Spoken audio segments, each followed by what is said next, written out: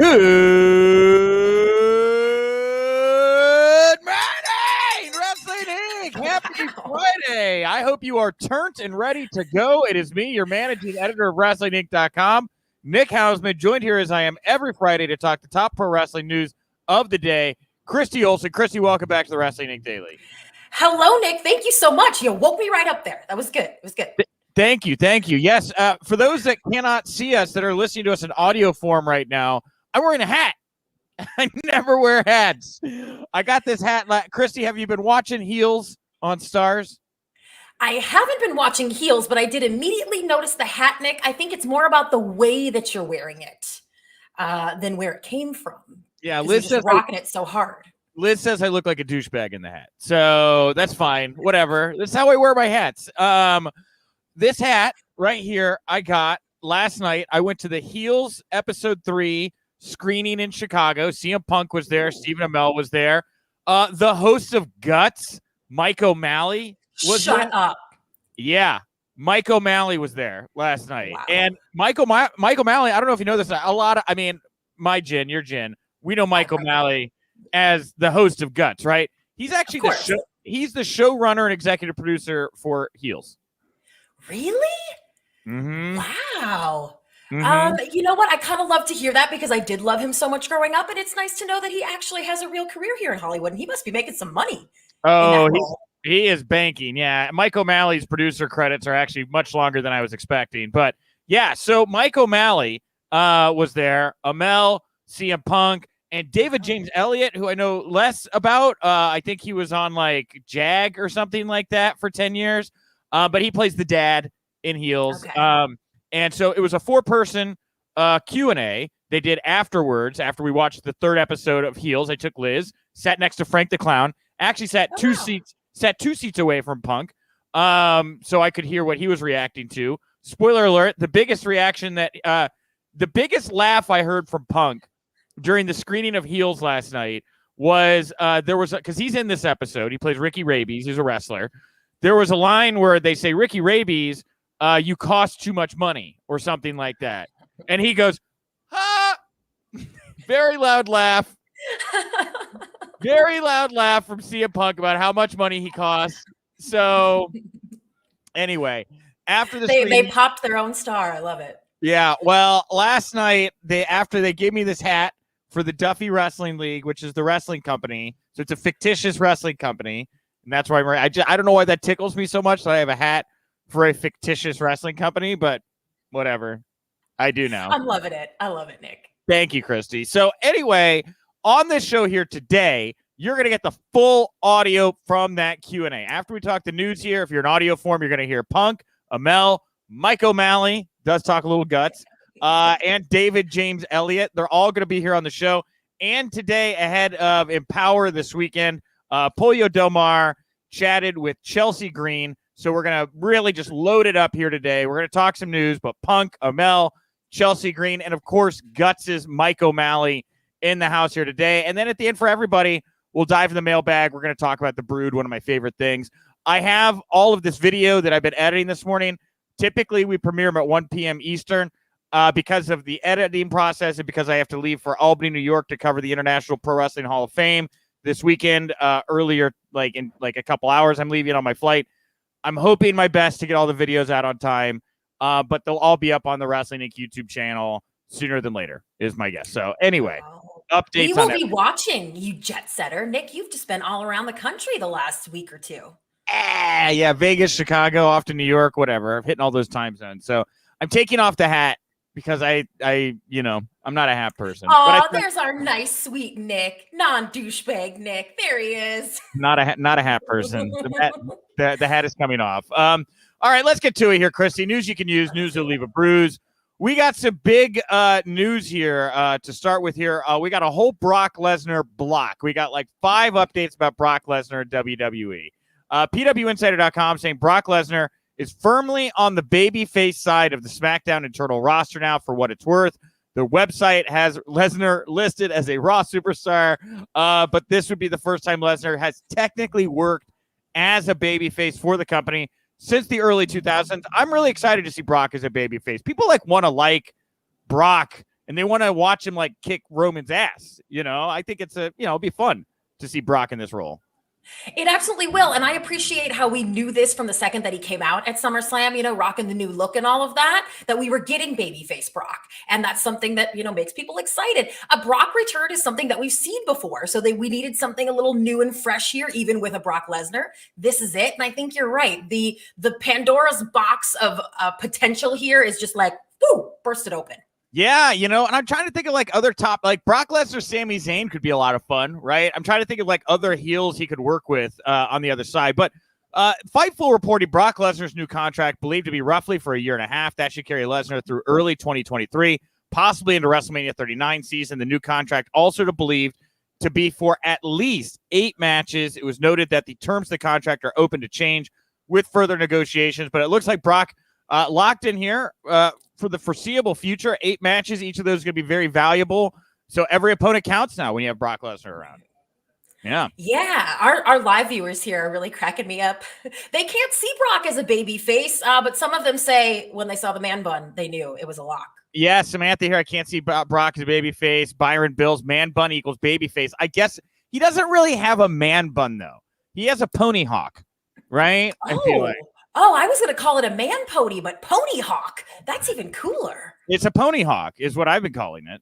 So okay. Well, it wasn't just the pony hawk, right? It was like, was he wearing jeans or something like real casual and like the cutoff tank top? Like, he looked like a farmer during the summer. I love it. He looked like he had just finished splitting some wood, didn't he?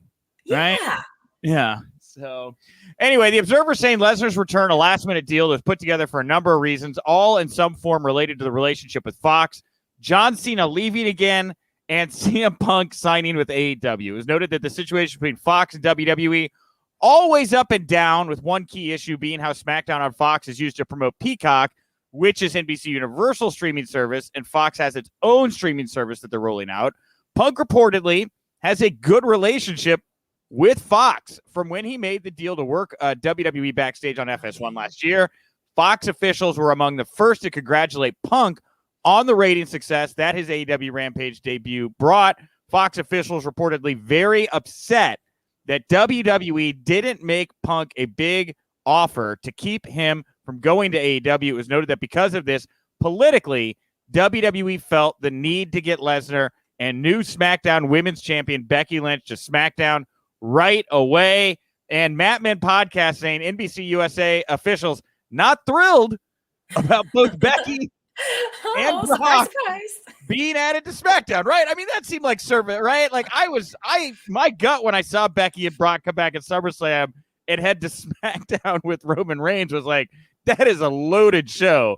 And all Raw is really getting right now is more Goldberg. Or I guess, I don't know, he wasn't even there on Monday. So, I don't know.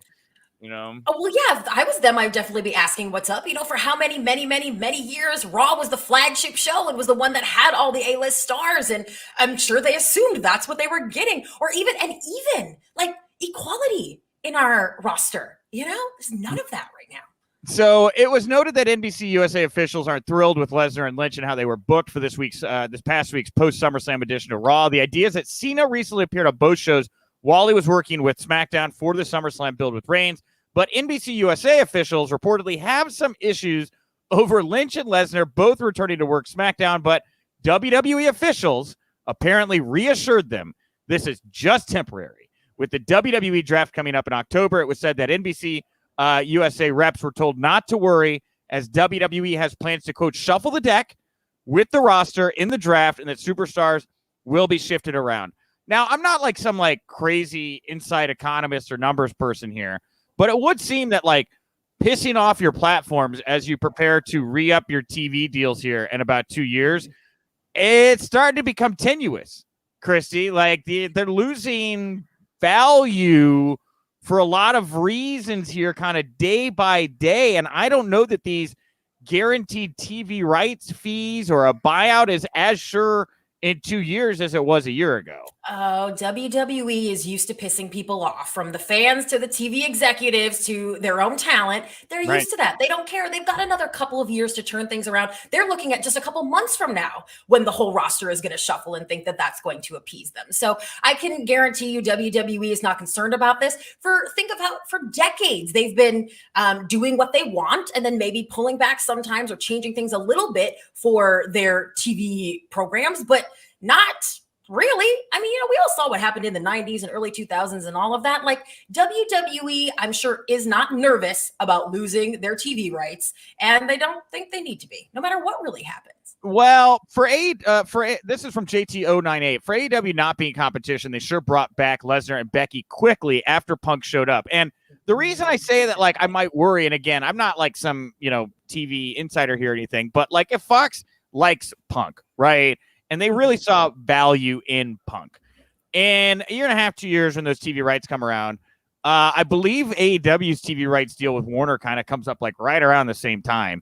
If you want Punk in your Fox, there's another brand that has him, and that's why I say this could be very interesting when they go back to the negotiating table here to try to get what they got last time, do better, or work on something different, because there's just another cooler thing in the room right now. I think that really muddies the waters for them. A couple years ago, Nick, I would have said you are crazy to even think that or speculate that. But, you might be onto something there. And if any network will take a chance, it's not USA, it's not NBC, it's Fox. But we have to keep in mind too, there's so many big names out there. This is just Punk's moment right now. What about when Bray Wyatt comes back? What about, we can't lose our crap every single time this happens and shuffle around TV and wonder who's going to get the next big deal. Like in 2 years, it'll be somebody else who's a big deal. Maybe no one will. Maybe CM Punk's little run here will have been long over by then. Well, and I guess I'll throw in this here. We'll bounce around a little bit here. Showbuzz Daily saying Wednesday's live edition of Dynamite did 1.172 million viewers, up 20% from last week, which did 975. Dynamite number one cable top 150 this week with a 0.35 18 to 49 demo, up from number 4 last week. They ranked number 31 in viewership. This is up from last week's number 38. Last night's Dynamite viewership was up 44% from the same night in 2020. Key demo up 65.5% from the same week last year. Punk is drawing people in.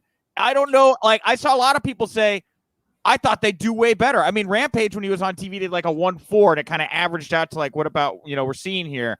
But really only about 200,000 more people tuning into Dynamite on average than we saw the week before. Are you underwhelmed, overwhelmed by what happened here with the viewership? I'm glad you brought this up, Nick, because something that I've noticed is that AEW's digital coverage of CM Punk has been doing incredibly. 2 to 3 million hits in some of the stuff, the post show. Where are these nearly 3 million people who are interested in this when it's airing on TV, when it's live? Is there too much replay going on? Is there too much footage being shown on social media? Like, somehow they're killing those few million people who are interested in this. And I think that is a reason to be concerned. I also was expecting these numbers to be a little bit higher. That being said, still great news. It being up that much from last year is really what advertisers are going to be looking at, and what really kind of gives AEW some staying power. Yeah, and I see Sal Capaferi here saying all those new eyes saw one of the worst cards. And I personally didn't have like a huge issue with AEW Dynamite's pacing or card on Monday night. I thought the Matt Hardy Orange Cassidy thing was an interesting way to open the show, right? A name a name you maybe are getting familiar with. They got their stuff in at the beginning. It got the crowd going. Yeah, I honestly I thought the Malachi Black, Brock Anderson stuff was really well done. But man, I've heard a lot of people just say that this Wednesday's show was not for them. It was not up to par for what they've been getting. And this is a lot of people. And I don't know, maybe I'm just dumb or like in a different space. I didn't hate the show, but I've seen a lot of people that did not enjoy Dynamite as much this week as they have in the past. I don't know what that is. But it had its usual filler tag matches with way too freaking many people out there getting their stuff in.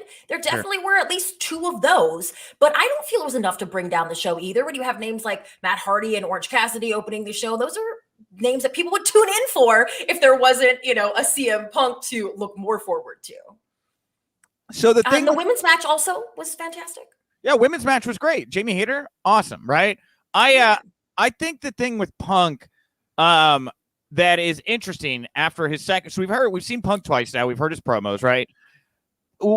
Darby Allin makes sense. Couple counterculture kids wanting to feud over the Hot Topic profits or whatever, but it doesn't have bite, right? Like Punk is there, but I don't know what the story is.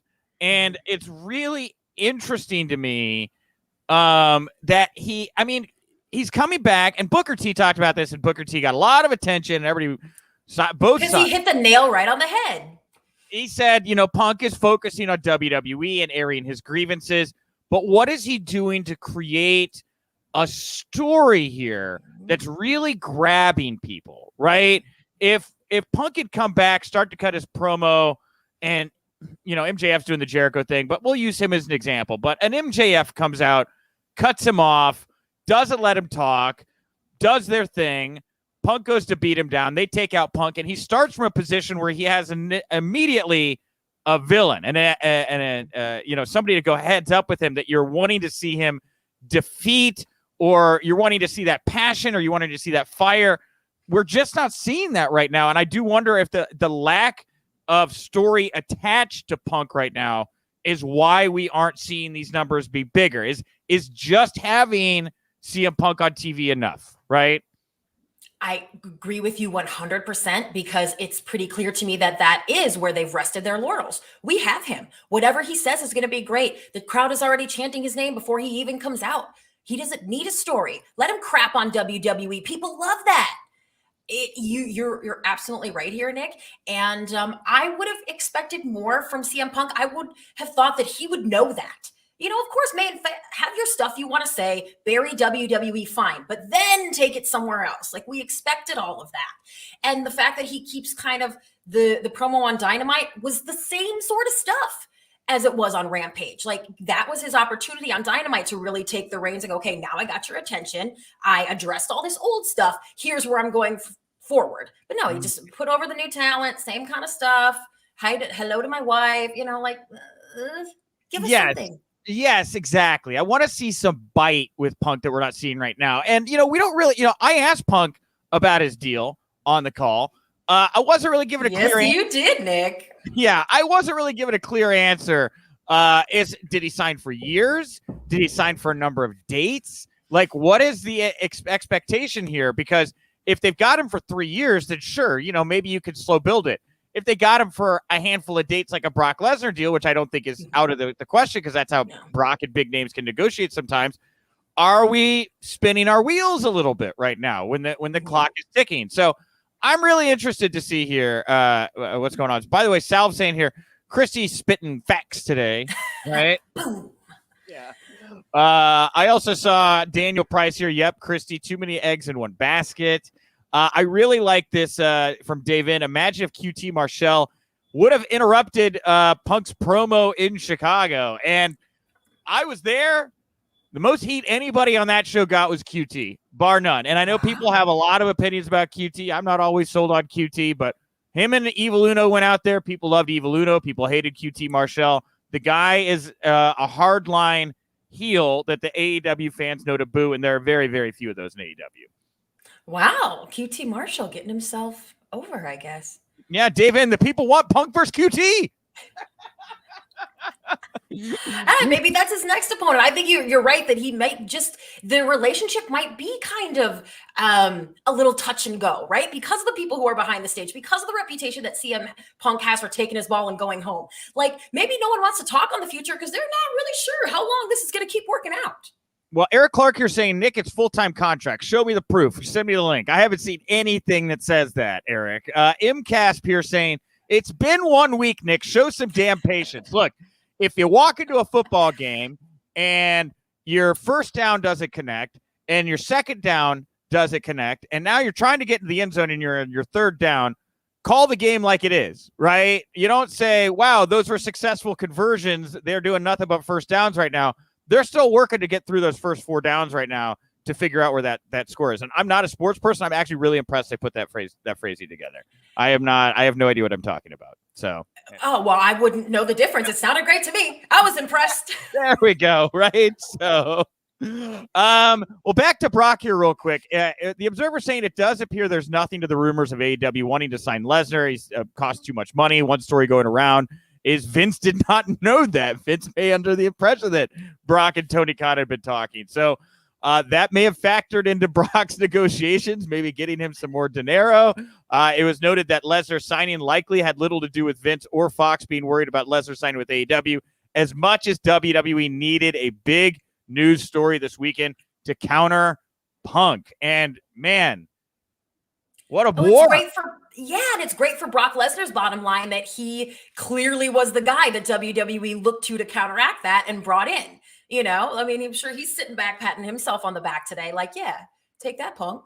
Yeah, I guess so. Well, but here's the thing is, as much as the Punk numbers did 2-3, Brock's doing 5-6, right? Like, we talk about kind of the internal politics, but did this work? Did they successfully counter Punk? I think maybe a case could be made for, yeah. I mean, you broke the glass, you brought out Brock, and you're getting a lot of attention here when it otherwise could have been going to Punk and AEW right now. Yeah, I mean, I guess we'll be able to judge that even better tonight when we see how much of a splash Brock makes on SmackDown or not. But I think you're right. Yeah. So PWInsider.com reporting that the quick SummerSlam loss was not an indication that Bianca Belair is going to be taken down a notch. Lynch quickly beat Belair. It was said to be 100% a call made by Vince. The title change specifically designed to make Lynch's return feel even more spectacular, and the quick win was designed to pop fans who were expecting Banks versus Belair and instead give them the return of a top superstar. It was noted that some people in WWE expressed concern over the decision before it actually happened, but according to Vince's vision for the pay-per-view, the idea was that the moment was more about Lynch. The title change was described as simply how WWE decided to react to the Banks situation and the need for substitution on one of the nights, on one of the biggest shows of the year. Thoughts, Christy, about this note here? I was, like a lot of people, very impatient when this went down and was a little sad for Bianca. However, I think that it makes some sense. And when we hear a little bit more about what went into making this decision behind the scenes, we got to remember, again, SummerSlam pay-per-views are for the casual fans. I think that the hardcore fans, and especially everybody who loves and supports Bianca Belair, will probably get a little bit of peace tonight and going forward. I don't think that they would build her up that high and then just let her go. Also, Bianca is a huge asset to WWE, more than just inside the ring, outside the ring as well. She did that Snickers commercial with her husband. And I mean, she is gold in a lot of ways to WWE. And so I don't think that they are going to be, taking her down a notch in any way, shape, or form. This shouldn't be an indication that we're going to be seeing any less of Bianca. And the Observer saying multiple sources have reported that word from the top of the company is that they are not interested in indie wrestlers as far as scouting and such goes right now, and that AEW can have all the indie talent to itself. Why would you want people who are passionate about their craft involved with your company? Yeah, but that being said, Nick, I have seen people come in and was there for tryouts, people who have never stepped foot in a wrestling ring before, but who had the look and who had the athletic background, and watched them in 6 months be made into WWE superstars. So I think we got to remember, like, WWE has the resources to turn whoever the hell they want into a superstar.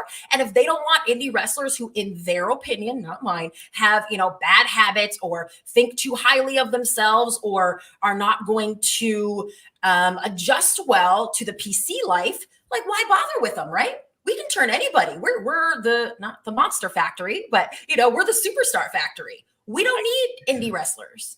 Which is rude. I get. I mean, you look at some of the biggest stars ever, and there was some kind of independent path for many of them before they got to WWE territories, OVW, FCW, whatever. There has always been the concept of taking people without any experience in pro wrestling and turning them into wrestlers, kind of a newer concept.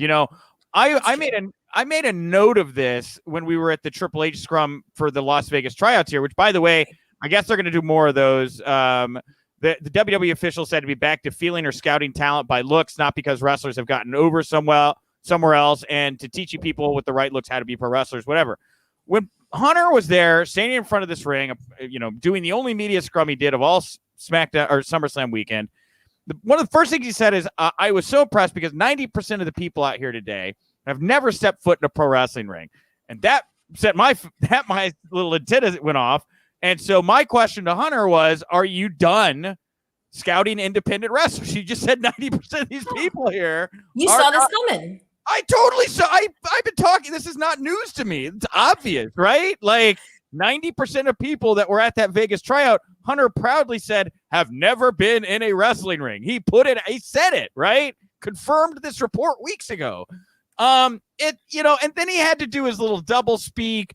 If you come in here and you're an indie wrestler and you run the ropes well, you should be able to run the ropes well. You're an independent wrestler. If you come in here and you don't have an indie background, I'm looking for different things. I'm looking for that it factor. You have people there with the look and the skills. I mean, a Damian Priest came from the indies. He's a big guy, right? I feel like you're just missing the boat on a lot of talent that is ready to go, that in many cases, unlike years before, have really, really dedicated fans. You look at Danhausen, you look at an all ego Ethan Page, Orange Cassidy before he got with AEW. You can grab these talents that have already built up these followings and work them into your system without having to work so hard. And it's a crapshoot here that all of these talents are going to work out for you. I don't know. Yeah, but what do we always say, Nick? The narrative is that WWE wants to have created people, right? Vince is only going to put someone in the Hall of Fame that he created. I mean, this is just sort of feeds more into that. That's what we've all thought for a really long time. And also, aside from that, again, like if they can make people the way that they want to, why not? The other thing I was going to say, remember that they've lost their whole scouting crew, Gerald Briscoe and that whole department of people who used to be out there going to indie shows and even at, college athletic events and that kind of stuff. Those people aren't there anymore. So if WWE's new attitude is let them come to us, let former college football players fill out their little thingy online and come in here and see if they can do it. And we'll pick the people we want to make into stars. Like, this is not really surprising. This is WWE attitude. I guess. I mean, I just think they were on such a roll there for a while, and you don't need to sign everybody, right? But Hunter's got a good eye for indie talent. They had a really good run there of bringing in people that people were like genuinely excited about.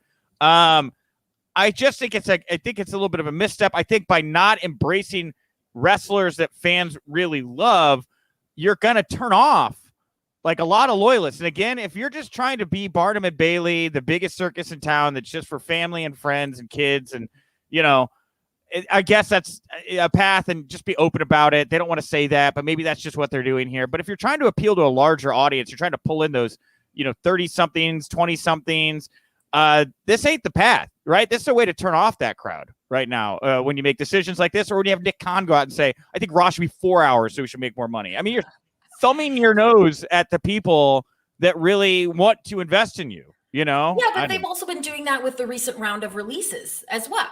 You know what I mean? And they probably can't, someone who comes in from the indies and already has a big name, is already making money on t-shirts and money on bookings. They don't want to pay those people. We know that. They're cutting talent who is high paid, and they don't care if fans like them or not. So why are they going to care about bringing in some big name indie guy who wants to get double what, a new signee at NXT 40 grand is going to get? The Observer here talk about signees, saying Chris Jericho, he signed a 3-year deal in January of 2019 with AEW, so it's going to expire in January. There is a 1-year option to Jericho's contract, so Jericho's AEW contract will likely expire in a year and a half. Now, Jericho's going to face MJF at AEW All Out on September 5th. Per the stipulation, if Jericho loses, his AEW in-ring career will be over. I don't really feel like, I hear things. So many things wrong with that stipulation. I'm sorry to interrupt you, Nick, but I'm just a little hot about this. First of all, it's what Roman Reigns just did. Less than a week ago, just did. You're Chris Jericho. Be more creative. Second of all, we know every single time that caveat comes up, it means that either, Jericho has some stuff he wants to go do. We know the cruise is coming up. Or it means that for sure he's going to win. it just is like it ruins things so much more for me than making it exciting and making it doesn't create any mystery around the match. It just is like, really, Roman Reigns just did this. Watch the match before you and watch the other company's show. I kind of feel like he might lose this. Like I feel like then what? You've gone so far to put MJF over. Why take it all back now by beating him? It doesn't make any sense to me, right? The other side of this is like, again, I've heard that Punk and Jericho don't really get along, and I don't think it's a coincidence that on the same night Punk shares a locker room with Jericho and Cabana for the first time. Jericho's putting his AEW career on the line, and the Dark Order is disbanding. And wow, Nick. Wow. It is just impossible for me to not watch that product through that lens, knowing how many of these people operate. So I'm just putting that out there. I don't think it's a given here that Jericho's going to beat MJF. You know, I'm intrigued by this idea that the egos are flaring up backstage. We know when we saw CM Punk out in front of the crowd, he didn't exactly love that they turned it into a yes chant. What do you think? Oh, that's someone else's shtick. How dare you bring up another wrestler? CM Punk is here now. You were just chanting my name. I mean, you may be really onto something there, because I believe that those egos are flaring back there. And I just love it when grown-ass men who have so much clout still act like little children. Boys, come on. There's room for everybody. All right, Christy, I want to thank you for talking the news of the day at the top of the show with me. I want to thank everybody for tuning in. Sorry, a little tighter today because we have so much extra audio and video content that we're lumping into the final edit. And again, I got to catch up. I'm going to call my lift here as soon as I'm done here, edit the show in the car. Wow. But I really appreciate you guys all, guys and gals, everybody tuning in here today. We got a little bit more to go here. We're going to dive into the mailbag. At Wink Daily is the Twitter account to follow here. We are at 1,210 followers. We're on the road to 1,300. My favorite number. Help us get there. So today's poll question is based off of the Fangin' and Bangin' podcast, which I guess is Gangrel's podcast. And what a great name for a podcast, Fangin' and Bangin'. He revealed that he lost an AEW booking because WWE did the Brood entrance with Edge, and I guess they were going to do it with Christian, and since WWE just did it so well, AEW decided not to do it, and Gangrel lost the booking. Yeah, they were going to do it with Gangrel. He was going to get the blood and the whole thing. He said they had invited him to, it sounded like all the tapings for this week, and we're going to do that. So this, a big disappointment for Gangrel. This made me sad, like when I read his quotes on this, because it's just how things go in the world of wrestling. But like, man, that's a hit. He's doing great anyway. You know, he has his school down in Florida, and you know, he's at bookings every weekend and all that anyway. But I think that could have given him a little extra shush. I agree with that. Well, my question today stemming from this is, which member of the Brood is your favorite? Is it Gangrel, Edge, or Christian? You got to pick one. 450 plus votes here. 60% said Edge, 25.7 Gangrel, and only 14.1% said Christian was their favorite. There were only one right in here from John Eric Hutt. Michael Hayes, I guess, was his favorite. Forgotten fact. I guess. I remember that.